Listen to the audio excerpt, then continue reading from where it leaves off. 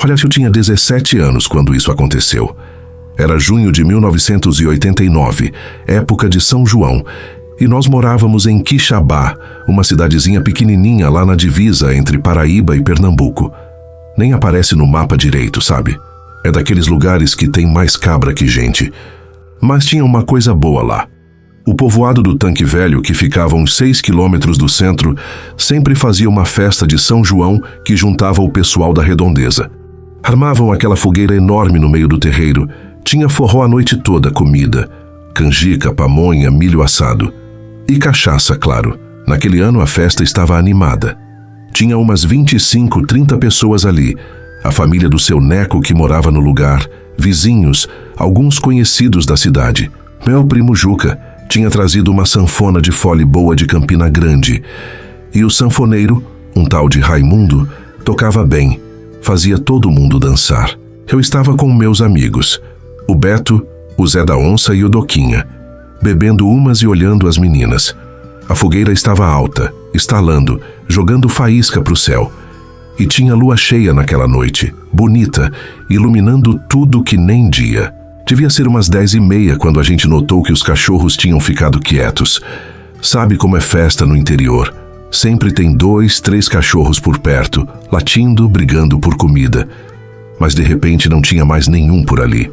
Cadê os cachorros? O Beto perguntou. O Zé da Onça, que era mais velho e conhecia aqueles matos todos, parou de beber e olhou em volta. Estranhei agora. Cachorro não some assim não. Deve ter ido caçar alguma coisa, eu disse.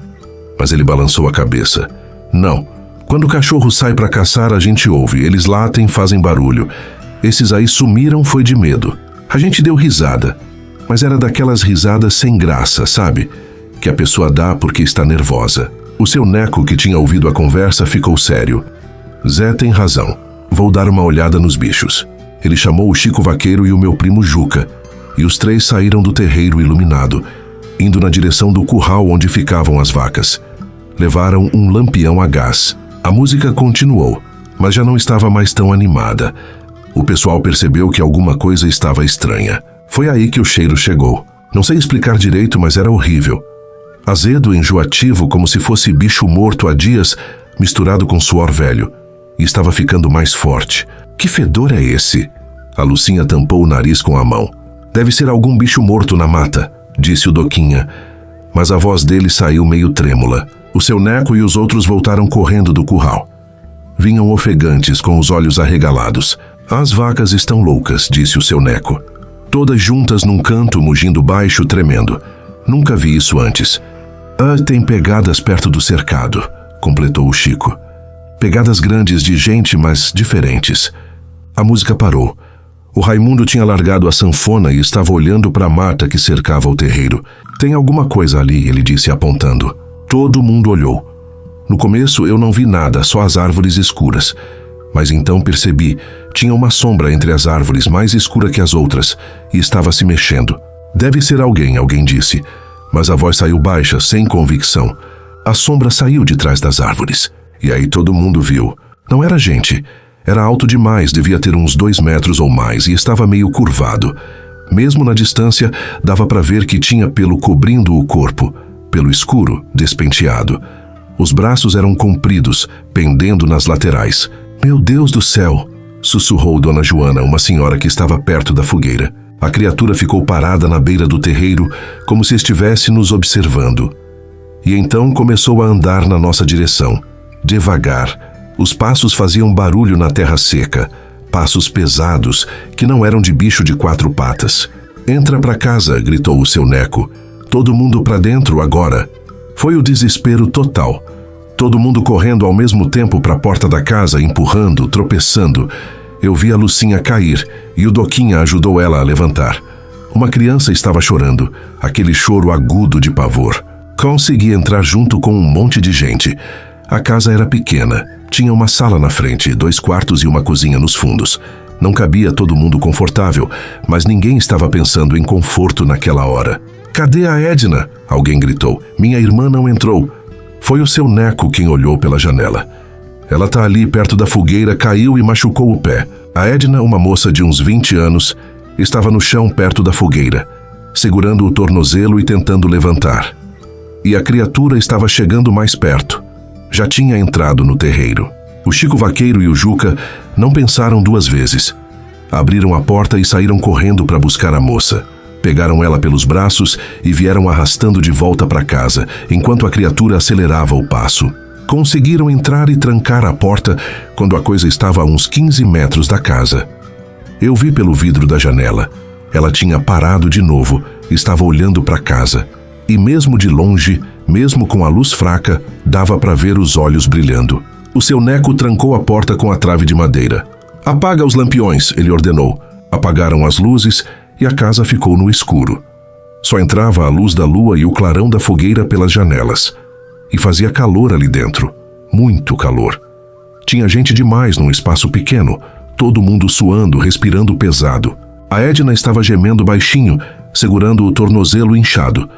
A dona Joana tentava acalmá-la, mas a própria voz dela estava tremendo. E então a gente ouviu os passos, pesados, lentos, vindo na direção da casa. Eu estava perto da parede e tinha uma fresta entre as tábuas. Encostei o olho e consegui ver um pedaço do terreiro. A criatura estava caminhando devagar, se aproximando. Consegui ver melhor agora que ela estava mais perto da fogueira. Era coberta de pelo escuro, tinha ombros largos, braços musculosos. E a cabeça era estranha. Nem de gente nem de bicho direito. Alongada, com o rosto distorcido. Ela parou a uns 5 metros da porta. Ficou ali parada, virando a cabeça de um lado para o outro, como se estivesse ouvindo. "Ninguém faz barulho", sussurrou o seu neco. Mas a Edna gemeu de dor de novo, e o som pareceu ecoar no silêncio. A criatura virou a cabeça na direção da porta, e então começou a caminhar para frente de novo. Parou bem na frente da porta. A gente conseguia ouvir a respiração dela do outro lado, pesada, rouca, como de alguém com problema no pulmão. E então ela cheirou. Dava para ouvir ela fungando como cachorro que sente rastro. Alguém atrás de mim começou a chorar baixinho. Uma das crianças, acho.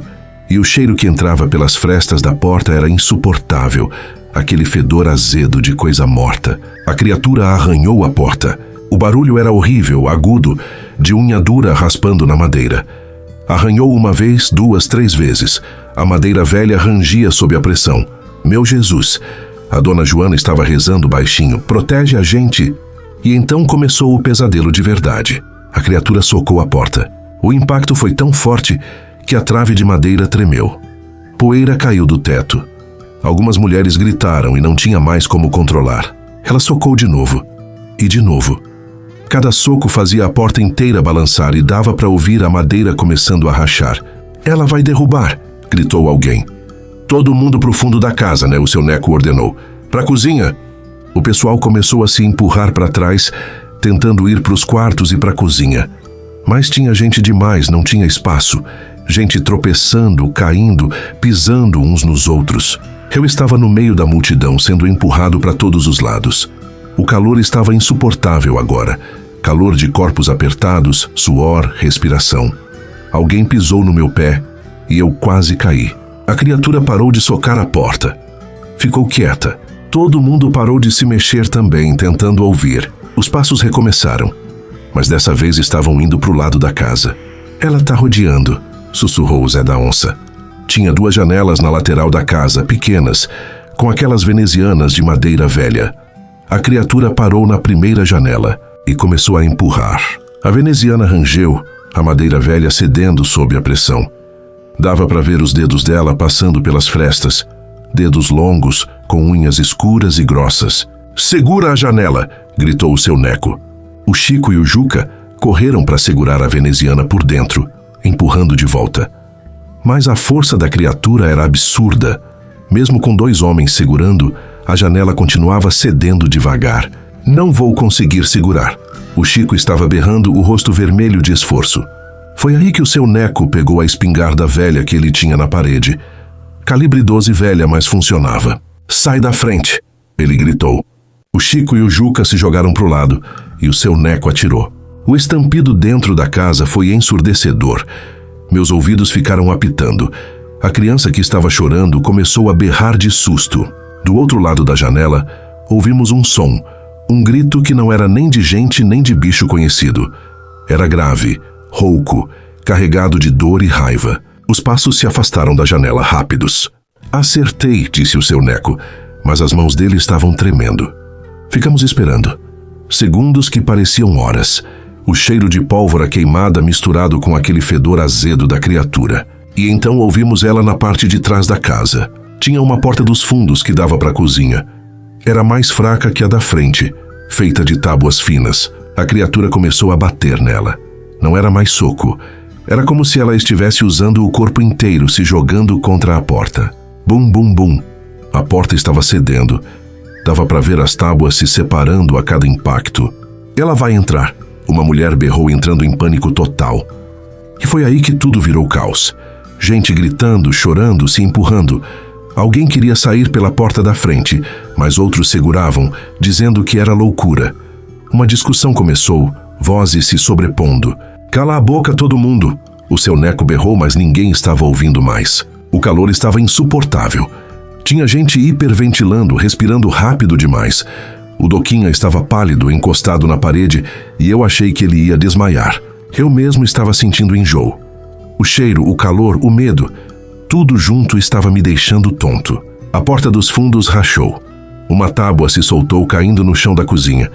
Dava para ver um pedaço do quintal através do buraco. E então vimos a mão da criatura entrando pela abertura. Era grande, peluda, com dedos longos terminando em unhas grossas e escuras.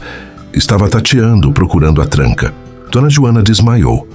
Caiu no chão como saco de farinha, e ninguém teve como ajudar porque todo mundo estava apertado demais. Atira de novo! Alguém gritou para o seu Neco, mas ele estava tentando recarregar a espingarda. As mãos tremendo tanto que derrubou um dos cartuchos no chão. A mão da criatura encontrou a tranca. Começou a mexer, tentando abrir. Foi quando o Zé da Onça fez uma coisa que eu nunca vou esquecer. Pegou uma panela de ferro que estava na cozinha e jogou na mão da criatura com força. O som foi de osso quebrando. A criatura soltou aquele grito horrível de novo e puxou a mão para fora rápido. Os passos se afastaram da porta. Rápido, como se ela tivesse decidido ir embora. Ficamos esperando, ninguém respirando direito. Os passos estavam indo embora mesmo. Dava para ouvir ficando cada vez mais distantes, na direção da mata. Ela foi embora, alguém sussurrou. Mas o seu Neco balançou a cabeça. Ninguém sai daqui até o sol nascer, pode ser armadilha. E foi o que fizemos. Ficamos ali, apertados, no calor, no fedor, no medo. Dona Joana voltou a si depois de uns minutos, mas estava em choque. Não conseguia falar direito. A Edna estava com o tornozelo inchado que nem melão, e provavelmente estava quebrado. Ela segurava a dor mordendo um pano, tentando não gemer muito. Algumas crianças tinham se molhado de medo. Algumas pessoas tinham vomitado no canto da sala. O cheiro dentro da casa era uma mistura de suor, vômito, urina e medo. Eu mesmo estava tremendo tanto que não conseguia parar.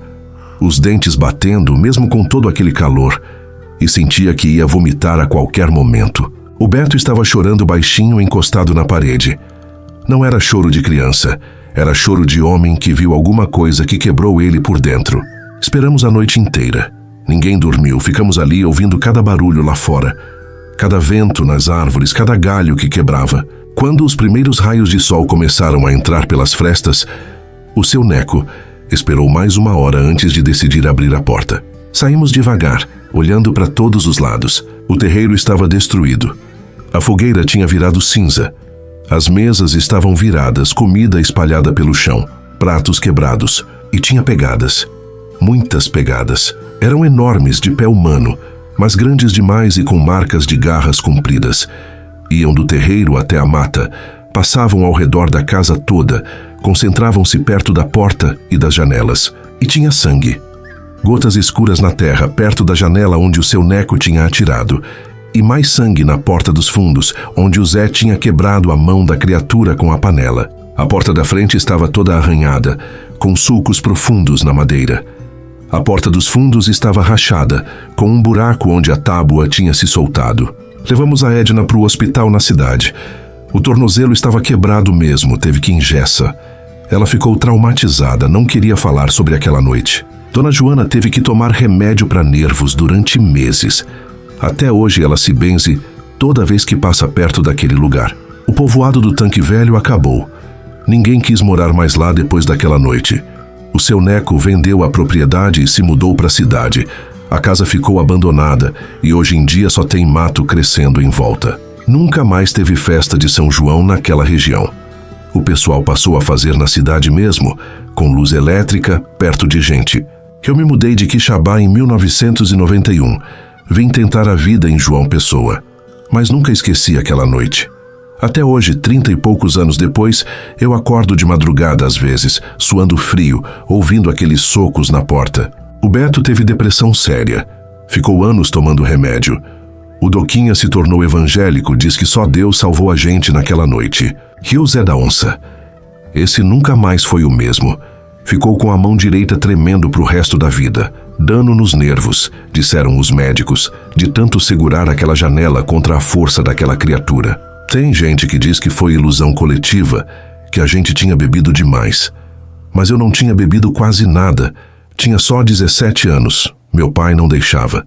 E as pegadas estavam lá no dia seguinte. O sangue estava lá. A porta arranhada, a janela quebrada, tudo estava lá. 27 pessoas viram a mesma coisa naquela noite. 27 pessoas que nunca mais foram as mesmas. Por isso, hoje em dia, quando alguém me convida para a festa de São João no interior, eu agradeço e invento uma desculpa, porque eu sei que tem coisa neste mundo que a gente não entende e que é melhor nem tentar entender. Tem criatura que anda por aí, longe das cidades grandes, longe das luzes, e quando aparece deixa marca. Não só na madeira das portas ou na terra do chão. Deixa marca na alma da gente, marca que não some nunca, nem com o tempo. Isso aconteceu num domingo, 13 de março de 1994. Eu lembro da data porque era aniversário de morte do meu pai. Completava 2 anos.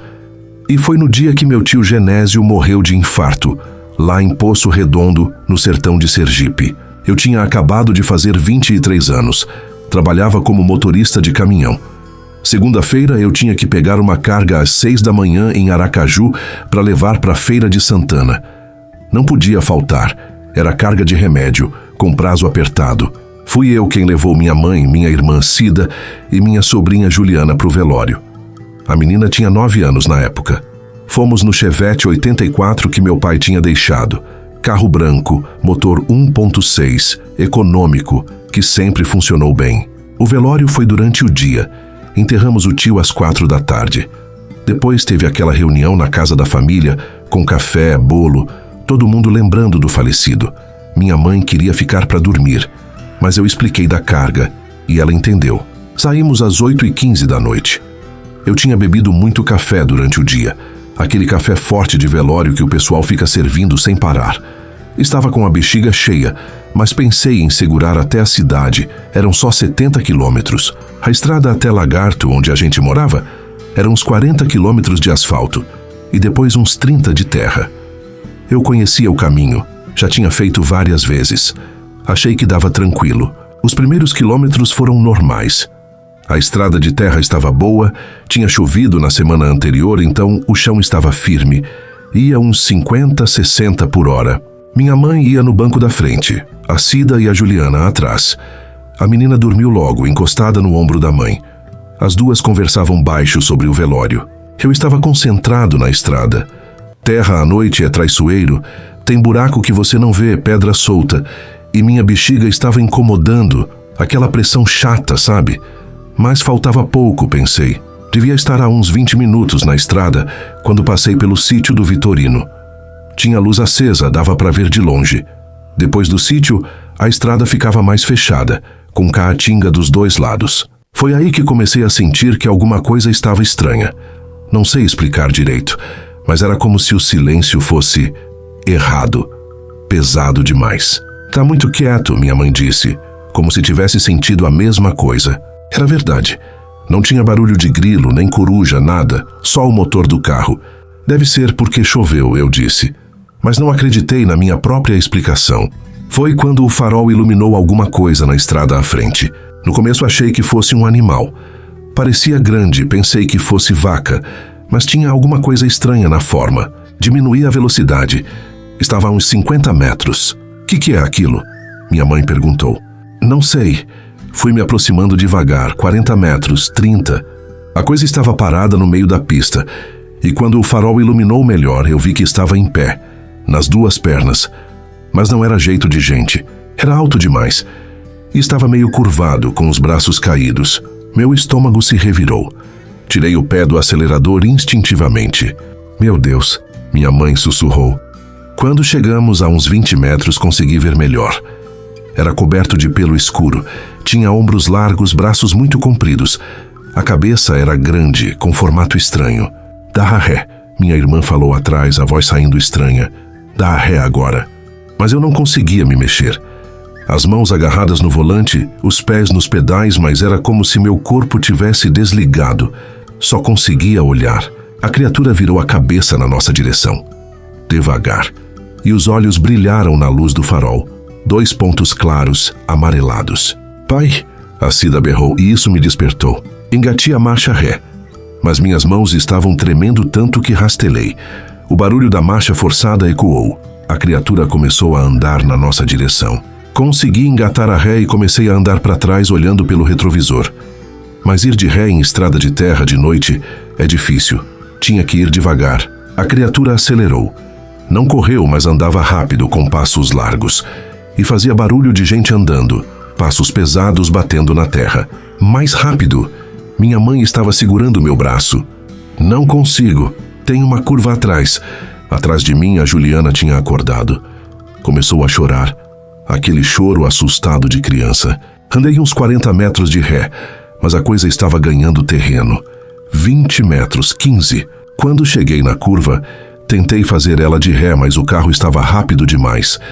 A roda traseira saiu da estrada, afundou na areia fofa da beira. Senti o carro perder tração.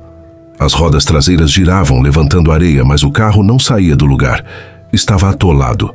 Vai virar, a Cida gritou. Pisei no freio. Tentei ir para frente, depois para trás, nada, o carro estava enterrado até o eixo. A criatura estava a uns 10 metros. Tranca as portas, berrei, a voz saindo aguda. Minha mãe puxou a trava. A Cida tentou trancar atrás, mas a trava estava quebrada fazia tempo. Não tranca, ela gritou, segurando a maçaneta com as 2 mãos. A criatura parou a uns 3 metros do capô, e aí eu vi ela de verdade. Era coberta de pelo escuro, despenteado. O corpo era grande, musculoso, mas as proporções estavam erradas. Os braços eram compridos demais, as pernas muito grossas. A cabeça era enorme, com o crânio meio alongado, mas o pior era o rosto. Tinha traços humanos, mas distorcidos. O nariz achatado, a boca larga e os olhos, claros demais, com um brilho que não era normal. Minha bexiga estava doendo agora, a pressão insuportável com o medo. Apertei as pernas lutando para segurar. A criatura ficou ali parada, olhando para a gente. Inclinava a cabeça de um lado para o outro, como um cachorro curioso. Então começou a andar ao redor do carro, devagar. Ninguém faz barulho, eu disse, mas minha voz saiu tremendo. A Juliana estava chorando, e a Cida tampou a boca dela com a mão desesperada. A criatura passou do meu lado, tão perto que eu via o pelo se mexendo quando ela respirava. E o cheiro que entrava pela ventilação era horrível. Suor azedo, sujeira velha e algo mais, meio metálico. Meu estômago se revirou.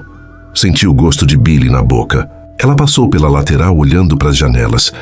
Quando chegou na janela de trás, parou e se abaixou, ficando na altura do vidro. A Juliana viu o rosto da criatura a centímetros do vidro e começou a gritar. Aquele grito agudo de pânico puro. A Cida estava segurando ela, mas a menina se debatia, gritando sem parar. A criatura ficou ali olhando e então levantou a mão, aquela mão grande com dedos compridos e unhas escuras, e bateu no vidro. Toque, toque, toque, como alguém batendo na porta. Meu Jesus, minha mãe estava rezando baixinho, mas a voz dela estava quebrada. Meu Jesus, me proteja. A criatura bateu de novo, mais forte. O vidro tremeu. Foi aí que eu perdi o controle da bexiga. Senti o líquido quente descendo pelas pernas, encharcando o banco.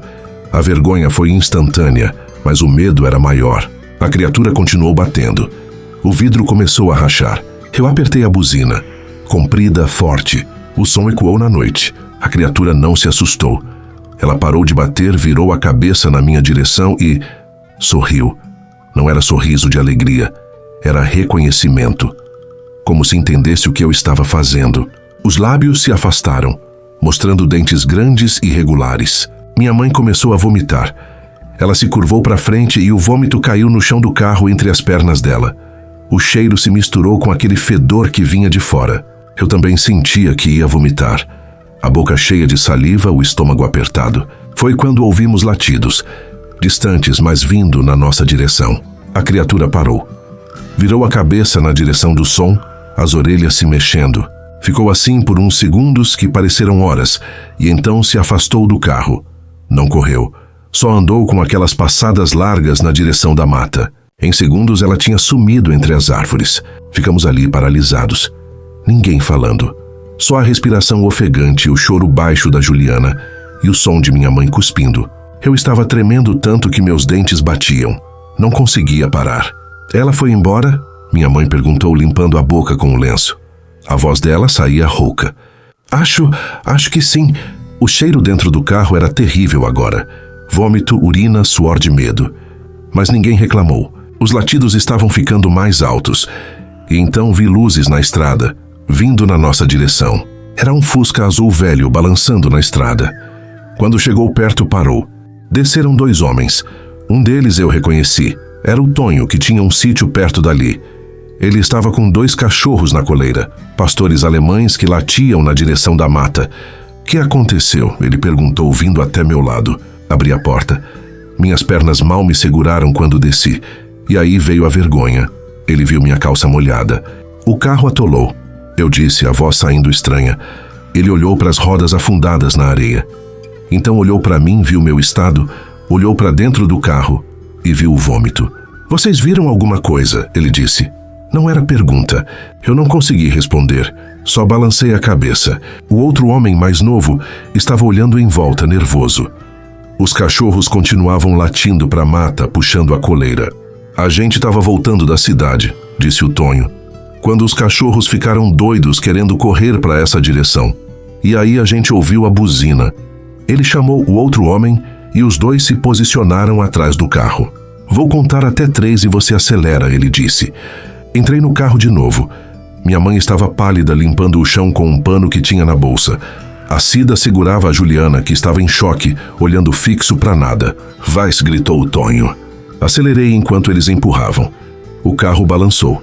As rodas encontraram chão firme e saímos do atoleiro. Quando desci de novo, o Tonho estava sério. Vocês viram ele, não foi? Ele perguntou baixo. Vimos, eu disse. Grande, peludo, andando em 2 pernas. Como você sabe? Ele suspirou. Porque não é a primeira vez. Tem uns 3 meses que essa coisa anda aparecendo por aqui. Matou cabras minhas. O Zé Rodrigues jurou que viu ele parado na frente da casa, olhando pelas janelas. Por que ninguém fala sobre isso? Minha mãe perguntou da janela, a voz ainda fraca. Porque quem vai acreditar? Ia todo mundo achar que a gente estava maluco. Ele olhou para o céu escuro. Vocês deviam ir embora. Ainda tem estrada pela frente, mas pelo menos sai dessas bandas. Obrigado, eu disse, obrigado mesmo. Quando voltei para o carro, minhas pernas ainda estavam bambas. Coloquei o carro na estrada e comecei a dirigir, mas não conseguia passar de 40 por hora. As mãos tremiam tanto que mal conseguia segurar o volante direito. Ninguém falou nada durante o resto do caminho. Eu olhava para cada sombra na beira da estrada, cada movimento no mato. Meu coração disparava toda vez que via qualquer coisa. A Cida tinha se molhado também, percebi, e não disse nada, só ficou ali segurando a filha. Quando vimos as primeiras luzes de Lagarto, eu comecei a chorar. Não aquele choro alto, era só lágrimas escorrendo que eu nem tentei limpar. Chegamos em casa quase meia-noite. Entramos, trancamos tudo. Minha mãe fez café, mas ninguém conseguiu beber. Só ficamos ali na cozinha, em silêncio. Eu tomei banho, troquei de roupa, mas continuava tremendo. Passei a noite acordado, sentado na sala, olhando para a porta da frente. Na segunda-feira não fui trabalhar. Liguei para o patrão e inventei uma desculpa. Não conseguia nem pensar em entrar no caminhão. A Juliana teve pesadelos durante meses. Acordava de madrugada berrando. dizendo que tinha alguém batendo na janela. A Cida levou ela em 3 psicólogos diferentes até achar um que ajudou. Minha irmã desenvolveu fobia de dirigir de noite. Até hoje, 30 anos depois, ela não dirige se o sol já se pôs, nem para ir na esquina. Minha mãe nunca mais foi a mesma. Ficou rezando todo dia, benzendo a casa todas as noites. Até morrer em 2010, ela conferia todas as portas e janelas antes de dormir. Às vezes 2, 3 vezes. E eu continuei como motorista, mas mudei as rotas. Tem estradas que eu não pego de noite, não importa quanto paguem. Algumas estradas no interior, especialmente no sertão, eu só passo de dia. 3 meses depois voltei naquela estrada de dia, com 2 amigos comigo. Procurei o lugar onde o carro tinha atolado. Encontrei. Tinha marcas na areia seca ao redor. Pegadas. Grandes de pé humano, mas com os dedos muito compridos. E tinha... não sei se era 6 ou 7 dedos. Eram muitos, mais que 5. Não tirei foto. Não tinha celular com câmera naquela época. Era 1994, as pessoas esquecem. E mesmo se tivesse, não sei se ia querer registro daquilo. Uns 2 anos depois, ouvi dizer que o Tonho vendeu o sítio e se mudou para a cidade. Nunca mais falei com ele sobre aquela noite. Tem gente que diz que foi ilusão, que a gente estava abalado por causa do velório. Mas 4 pessoas viram a mesma coisa. 4 pessoas que nunca mais foram as mesmas. Às vezes acordo de madrugada suando, ouvindo aquele som na minha cabeça. Toc, toc, toc. Como alguém batendo na janela pedindo para entrar. E aí eu levanto, vou até a janela do quarto e olho lá para fora. Só para ter certeza de que não tem nada ali. De que não tem ninguém olhando para dentro. Porque depois daquela noite, eu sei que tem coisa nesse mundo que não devia existir. Coisa que anda em 2 pernas, mas não é gente.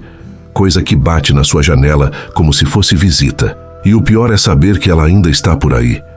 Em alguma estrada vazia, em alguma noite escura, esperando o próximo carro que vai passar. Se você curtiu este vídeo, não se esqueça de se inscrever no canal, deixar o seu like, fazer um comentário e compartilhar com seus amigos. Isso ajuda muito o nosso trabalho. E se você tem um relato que gostaria de compartilhar conosco, pode enviá-lo para o e-mail que está fixado no primeiro comentário ou na descrição do vídeo. Vamos adorar ler sua história.